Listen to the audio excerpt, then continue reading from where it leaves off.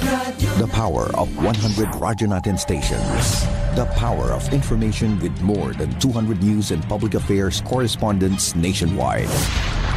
The power of radio is within reach. Manila Broadcasting Company's Radyo Natin Network. Serving the Philippines. This is MBC Media Group's Radyo Natin Nationwide, a member of the KBP. Radyo Natin Nationwide.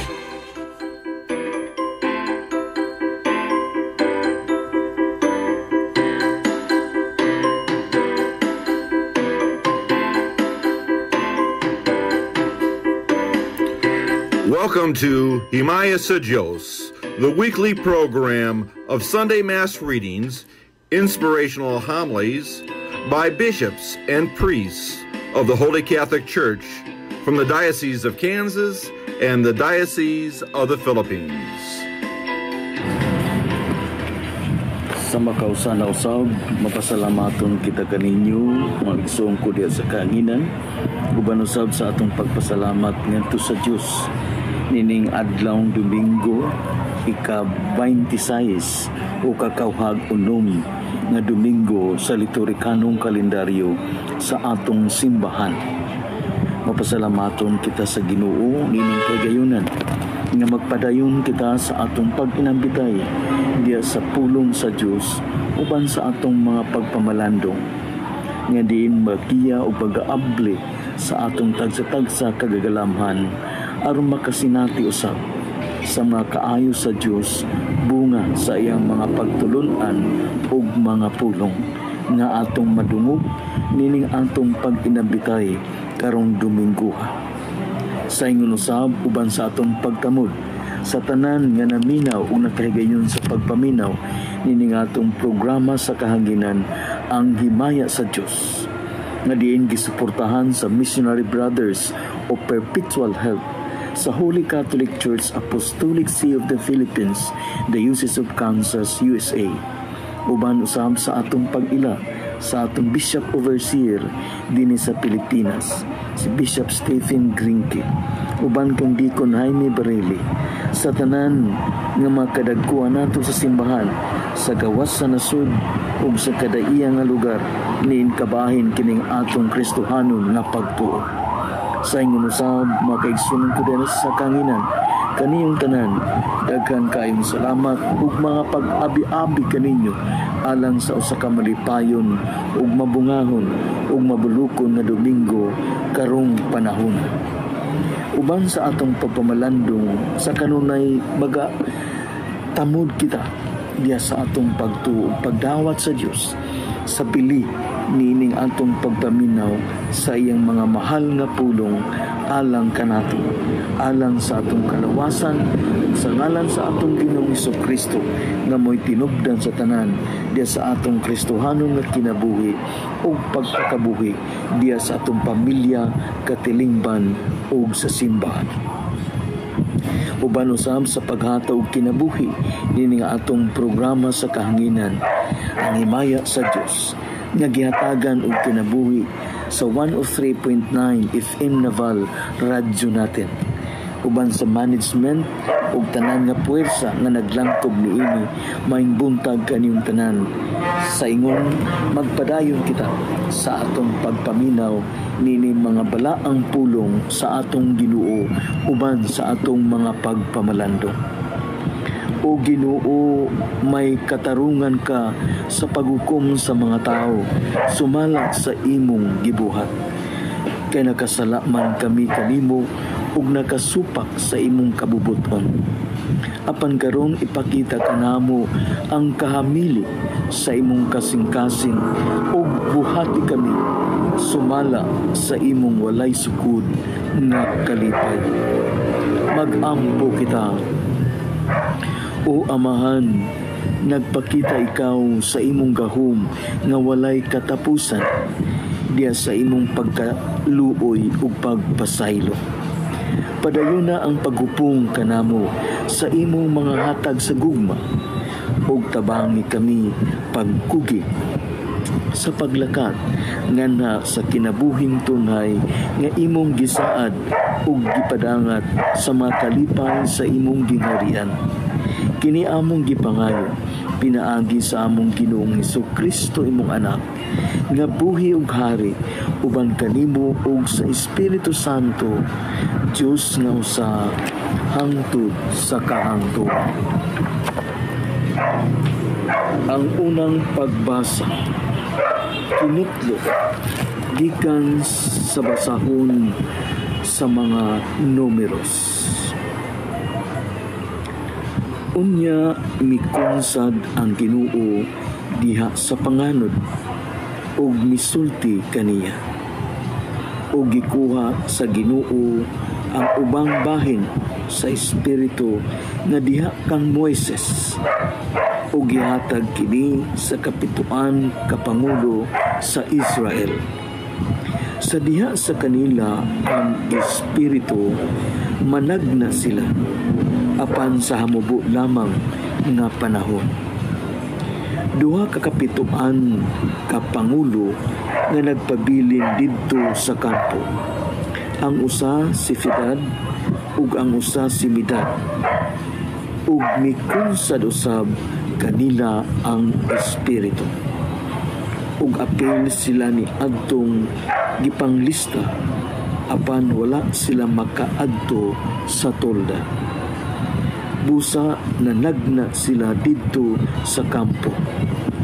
Unya usa ka batan-on midagan ngadto kang Moises ug miingon, si Ildad ug si Midad nanagna didto sa kampo. Ug si Josue nga anak ni Nun, alagad ni Moises ug usa sa iyang mga sinaligan niingon, Sir, santaa sila. Apan si Moises niingon kaniya, nasina ka ba tungod ug alang kanako? Kayo unta kung ibutang sa Ginoo ang iyang espiritu ngana sa iyang katawhan ug silang tanan mahimo nga mga propeta. Ang pulong sa Ginoo. Salmo responsor. Ang mga sugo sa Ginoo naghatag og kalipay sa akong kasing-kasing. Ang mga sugo sa Ginoo naghatag og kalipay sa akong kasing-kasing.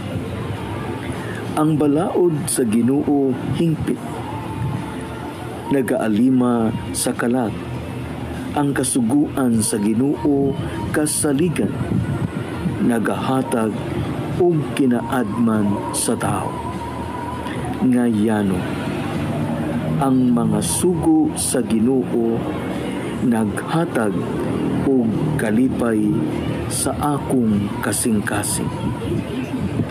Ang kahadlok sa Ginoo malinis, nagalungtad hangtod sa kahangturan. Ang mga kasuguan sa Ginoo matuod, silang tanan matarong. Ang mga sugo sa Ginoo naghatag og kalipay sa akong kasing-kasing. Bisan ang imong sulugoon nagabantay kanila, makugihon kaayo sa pag-amping nila, apan kinsay makasusi sa nakulang. Linisa ako sa akong mga kalapasan nga tinaguan. Ang mga sugo sa Ginoo naghatag og kalipay sa akong kasing-kasing. Sa sala sa pagpagarbo, santaa ang imong sulugoon. Ayaw kini parharia kanako.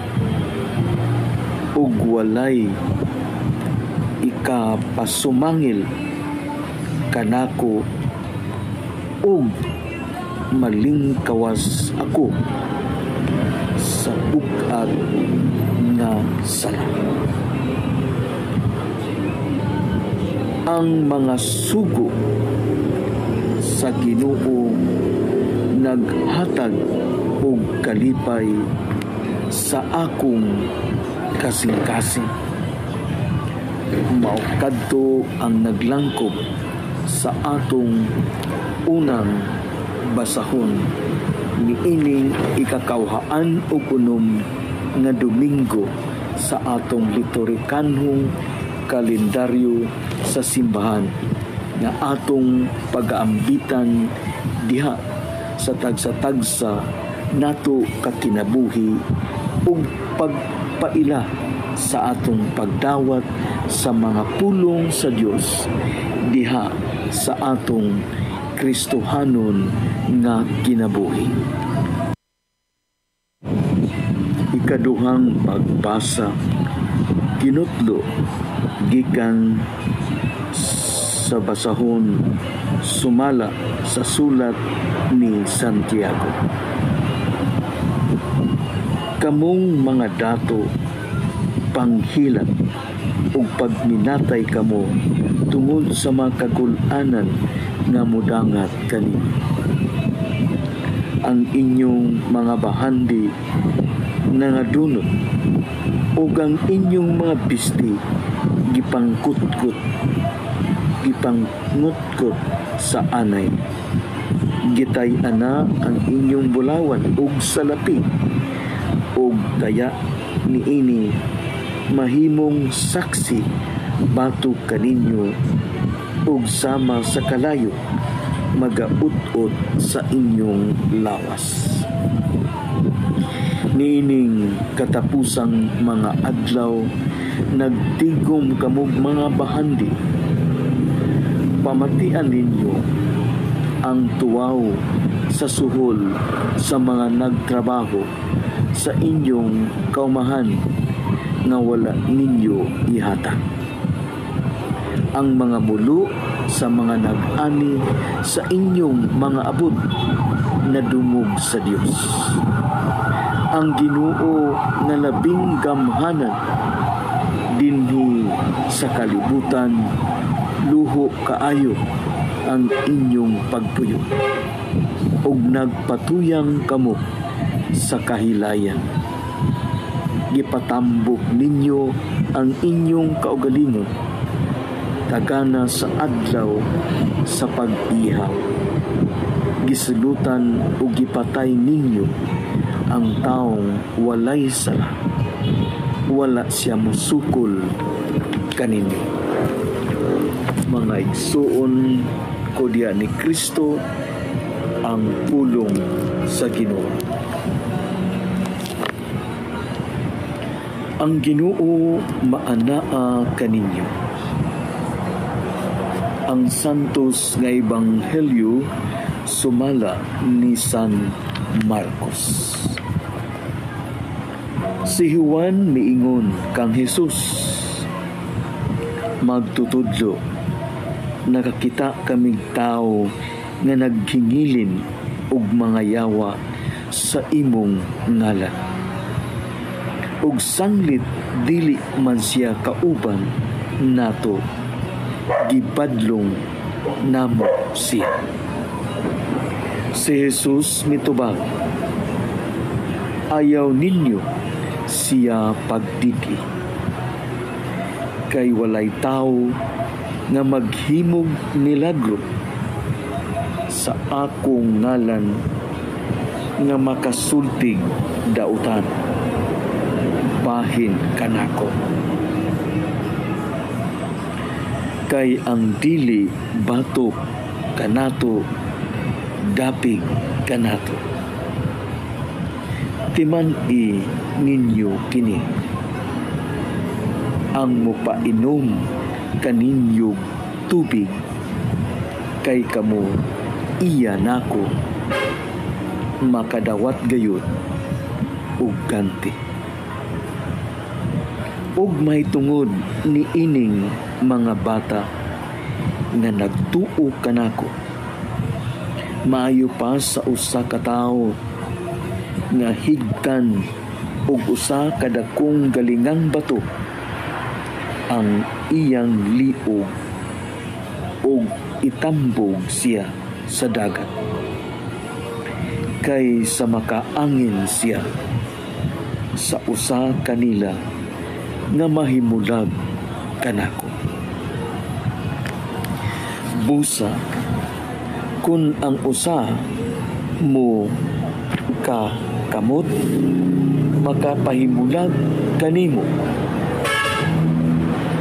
gikan kanako, putla kini.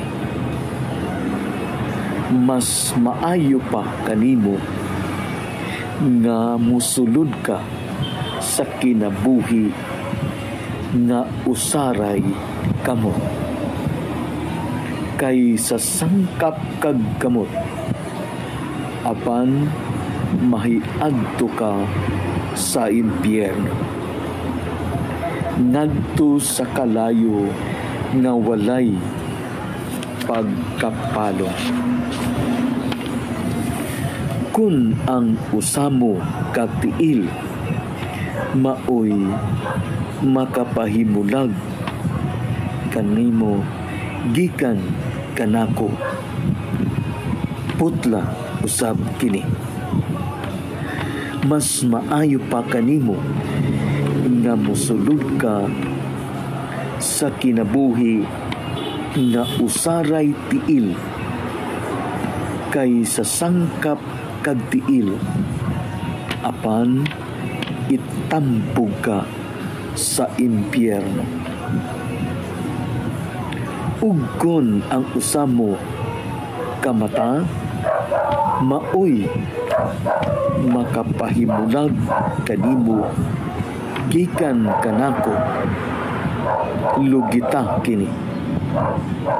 Mas maayo pa kanimo nga mosulod ka sa gingharian sa Dios nga usaray mata kay sa sangkap kag mata apan itambog sa impyerno. Didto dili mamatay ang ilang mga ulod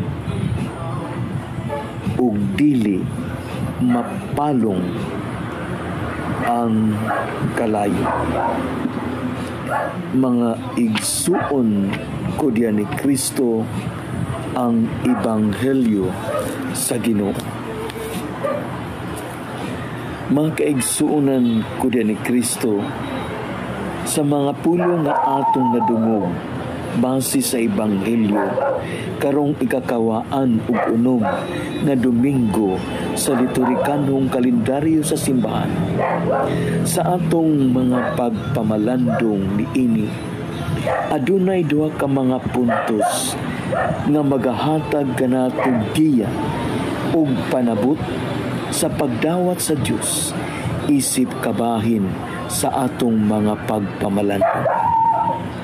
Ang una nga punto, mga kaigsuunan ko, nga ang pagpangalagad sa Ginoo usa ka buhat sa pagtinabangay. Ang una nga punto, mga kaigsuunan ko, ang buhat sa Ginoo usa ka buhat sa pagtinabangay. Ang ikaduha nga punto, mga kaigsuunan ko, nga diin ang pagpangalagad sa Ginoo dili pagdinautay. Ang pagbuhat ug pagpangalagad sa Ginoo dili pagdinautay. Mao kini ang duha ka mga puntos nga atong pag-ambitan karon, mga kaigsuunan ko, isip naghagit kanato ug nag-abli sa kinatibuk-an sa atong kinabuhi, sa atong mga pagpamalandong sa bililhon nga pulong sa Dios sa atong kinabuhi. Niining tanan mga kaigsunan ko sa duha ka mga puntos, mao kini ang atong masaysay. Ang una nga punto nga diin ang pagpangalagad sa Dios usa ka pagtinabangay atong makita ug madungog sulod sa atong ebanghelyo. Nga diin ang mga magtutuo ug sumusunod sa Dios nakaobserbar sa usa ka tawo nga naghimo sa buhat sa Ginoo. Mao nang miingon sila, magtutudlo nakita kaming tawo nga naggingilin og mangayawa sa imong ngalan. Ug sanglit dili man siya kauban nato, gipadlong namo siya. Apan si Jesus mitubag, ayaw ninyo siya pagdidi, kay walay tao nga maghimog milagro sa akong ngalan nga makasultig dautan bahin kanako. Kay ang dili batok kanako, dapig kanato. Usa ka mensahe sa pagtinabangay. Mao nang mausab kiniunta ang mabuhat nato isip matuuhon sa Dios. Nga magtinabangay kita sa pagsangyaw sa Ginoo, magtinabangay kita sa buhat sa Ginoo, magtinabangay kita ug magkahiusa sumala sa damgo ug kabubuton sa Dios sa atong kinabuhi. Nga malikayan nato ang pagbihim, ang pag-angkon na kita lamang ang nakadala sa pagtuo ug kaluwasan sa katawhan. Ang matag usa ka nato diya sa atong pagtuo usa ka gasa sa Dios. Gasa sa Dios nga gitawag kita niini nga kinabuhi aron mabuhat nato ug mapakaylap nato ang gingharian ug kabubuton sa Dios isip kaluwasan sa tanang katawhan. Mao nang diya sa atong yano ordinaryo nga kinabuhi ato untang maangguhan sa unsa man nga hagit nga atong gipuy-an sa tawag sa atong kinabuhi. Usa unta kini kahulagway ug kagamatuoran nga makahatag kita sa pagtinabangay sa pagpangalagad sa Dios tungod ug alang sa kaluwasan sa katawhan mismo sa atong kinabuhi. Nga din atong gipadayag sulod sa pamilya, sa katilingban ug sa atong simbahan. Kung maghisgutag kabubuton sa Dios, buhat sa Ginoo, ato untang mauna-una na dili ang paglantaw nga kita ang nagdalas kamatuoran, kundi usa kini ka panglantaw nga magaabri sa atong panglantaw usab diya sa atong Kristohanon nga pagtuo na diin ang buhat sa Ginoo usa ka buhat sa pagtinabangay tungod ug alang sa kaluwasan. Nagkadaiya man ang atong gipuy-an nga pagtuo nga mao'y atong gibarugan isip kabahin sa atong pagsunod sa Dios, isip kabahin usab sa atong taas. Busa usa kini kabuhat sa pagtabang sa usag-usa nga mailhan nato ang Ginoo ug makakabot kita sa kaluwasan nga iyang gitagana kanato diha sa atong Kristohanon nga kinabuhi. Ang ikaduha nga punto makaigsuunan ko na ang buhat sa Ginoo dili pagdaotay. Busa atong makita og madungog nga naghagit ang Ginoo diya sa atong kinabuhi nga diin miingon siya. Ug may tungod ni ining mga bata na nagtuo kanako, maayo pa sa usa ka tawo nga higtan og usa ka dakong galingang bato ang iyang liog ug itambog sa dagat kaysa makaangin sa usa kanila nga may bulag kanako. Busa ko nang usa makakamot makapahimulag kanimo gikan kanako, putla kini. Mas maayo pa kanimo nga musulog ka sa kinabuhi nga usaray kamot kaysa sangkap kag kamot apan mahiadto ka sa imperno ngadto sa kalayo nga walay pagkapalo. Gilakbit saysay sa atong Ginoo ang mga baba ug kadaot nga din mabuhat sa tao diya sa iyang pagdawat sa Ginoo ug pagbuhat sa kabubuton sa Ginoo. Mao nang ang atong mga buhat sa unta malikayan nato ang pagdaot sa usag-usa, ang pagtamihit sa usag-usa, ang pagtunlo sa usag-usa, ug mismo ang pagpakaulaw sa usag-usa. Kung atong barugan ang atong Kristohanong kinabuhi, dili unta kini mahitabo sa ingana, kundi malikayan nato ang pagdaotay sa usag-usa. Kung gitawag man kita sa usa ka Kristohanon nga kinabuhi, nga gidala nato ang atong misyon ug tahas isip gitawag nga magsasangyaw sa Dios, dili unta kita makahimog pagdaot sa usag-usa. Kung dili makaampo kita kanila nga diin magmanasigon sila ug magmatinud-anon sa pagsangyaw sa Dios diya sa katawhan aron maangko nila ang kaluwasan. Dili kagayunan kanato ang pagdaot sa usag-usa kung kita matuuhon sa ngalan sa Dios sa atong kinabuhi. Sa unsa man nga sikta, pagtuo ug simbahan nga ana ang kanato nga atong gidawat ug gibarugan uban sa Kristohanong kinabuhi ug buhat, ato untang malikayan ang pagdaotay sa usag-usa. Kay usa ang Dios nga atong gituohan ug usa ang Dios nga magaluwas kanato. Makiusa unta kita sa pagsangyaw sa mensahe ug kaliwasan sa Dios, dili ang pagdaot sa usag-usa. Busa mga kaigsunan ko diyan ni Kristo, mapadayunon unta kita sa pagbuhat sa Ginoo sa pagtinabangay, dili pagdaotay tungod og alang sa himaya sa Dios. Nga kaigsunan ko diyan ni Kristo, napupos na ug natapos na ang magutlo ug panahon sa atong pag-inambitay. Nini magutlua og panahon na atong pagpasalamat sa usag-usa sa inyong kagayunan sa pagpaminaw sa mensahe sa Dios alang sa atong kaluwasan ug kabahin sa atong kinabuhi.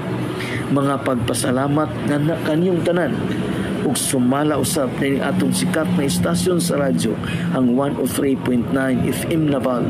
Daghan kaayon salamat. Sa ngalan Bishop Stephen Grinke, Deacon Jaime Barili, ug sa tanang matuo sa Kristohanong nga simbahan sa Holy Catholic Church Apostolic See of the Philippines, Diocese of Kansas, USA, ug sa Missionary Brothers of Perpetual Help, kaninyong tanan, daghan kaayong salamat mga kaigsuunan ko diha ni Kristo. Mag-ampo kita.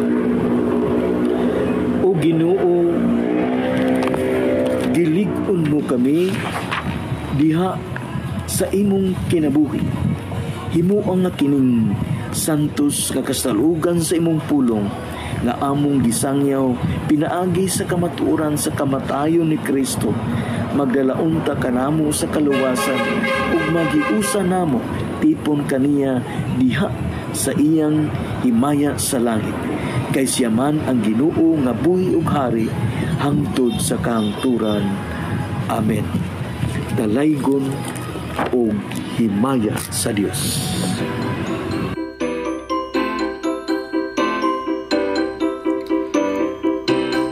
This has been Himaya sa Diyos. Our program was sponsored by the Society of the Missionary Brothers Perpetual Help. Our music is furnished by Ben Sound. Join us next week at this time for Himaya sa Diyos. This is Father Steve Granke saying, Ang Ginoo mana kaninyo. God bless you all.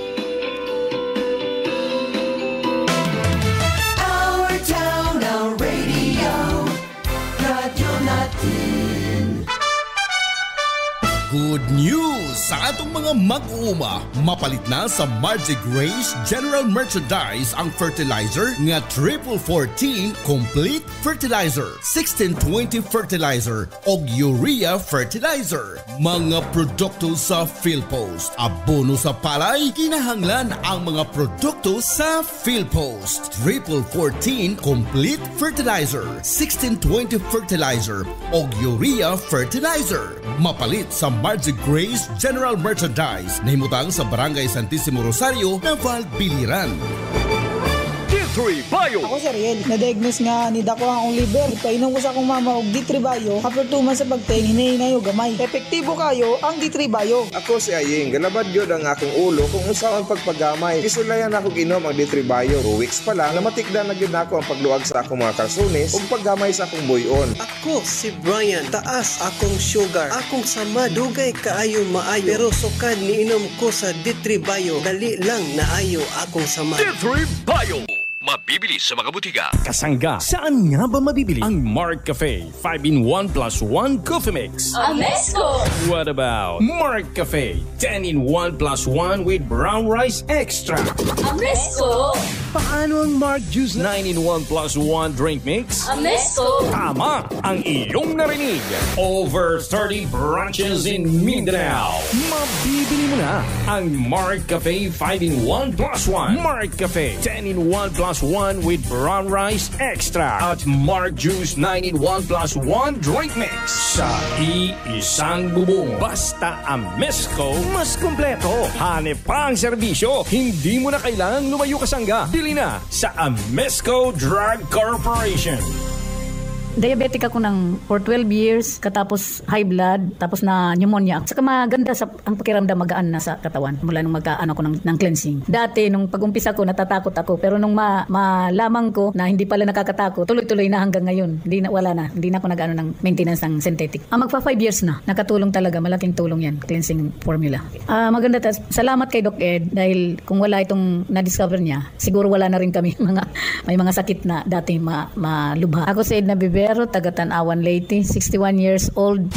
Pruweba sa ka-epektibo, Doc Alternativo. Bukas alas 9 ng umaga hanggang alas 5 ng hapon. Doc Alternativo para sa herbal at natural na lunas. Sa Naval, Biliran, matatagpuan sa RK